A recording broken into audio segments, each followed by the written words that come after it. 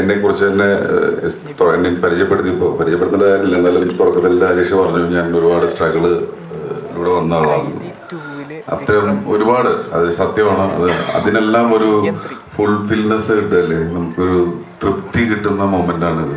കാരണം എൻ്റെ ജീവിതത്തിൽ ഇത് സ്വപ്നമാണോ സത്യമാണോ എന്നൊക്കെ ചോദിച്ചു കഴിഞ്ഞാൽ അത് പറയാൻ എന്താ പറയുക, ഭയങ്കര ഭാഗ്യം. മണിസാറിലൂടെ വർക്ക് ചെയ്യുന്നു, അതും മണിസാറും കമൽ സാറും വർക്ക് ചെയ്യുന്നു.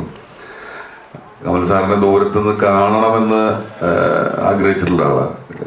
പൊന്നിയിൽ സെൽവൻ്റെ ഒരു ഫംഗ്ഷന് മണിസാറ് വിളിച്ചിട്ട് ഞാൻ പോയപ്പോൾ സാറിനെ ഒന്ന് ക്ഷയിക്കാൻ കൊടുക്കാൻ പോലും എനിക്ക് പറ്റിയില്ല. അതിനുശേഷമാണ് ഈ പടത്തിൽ ഞാൻ വരുന്നത്, അഭിനയിക്കുന്നത്. അപ്പോൾ അതിനുശേഷം എനിക്ക് സാറായിട്ട് സംസാരിക്കാൻ പറ്റി, ഭക്ഷണം കഴിക്കാൻ പറ്റി, ഒരുമിച്ചിരിക്കാൻ പറ്റി.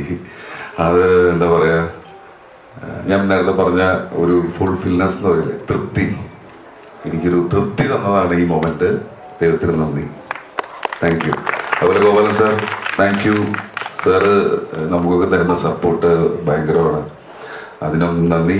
കൂടെയുള്ള അശോകായാലും ഇവരെല്ലാവരും സുഹൃത്തുക്കളാണ്. ഞങ്ങളുടെ ഒരുമിച്ച് അഭിനയിച്ചിട്ടുണ്ട്, പക്ഷെ ഞങ്ങൾ അഭിനയിച്ചിട്ടില്ല.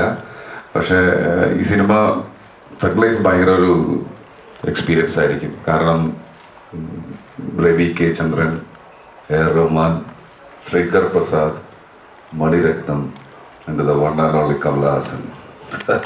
അവർ ഇവർ വരുന്ന ഒരു സിനിമ എന്ന് പറയുമ്പോൾ നമ്മളിപ്പോൾ ഇങ്ങനെയൊന്നും പ്രൊമോട്ട് ചെയ്തില്ലെങ്കിൽ പോലും അത് നമ്മൾ കൊണ്ടാടുമോ.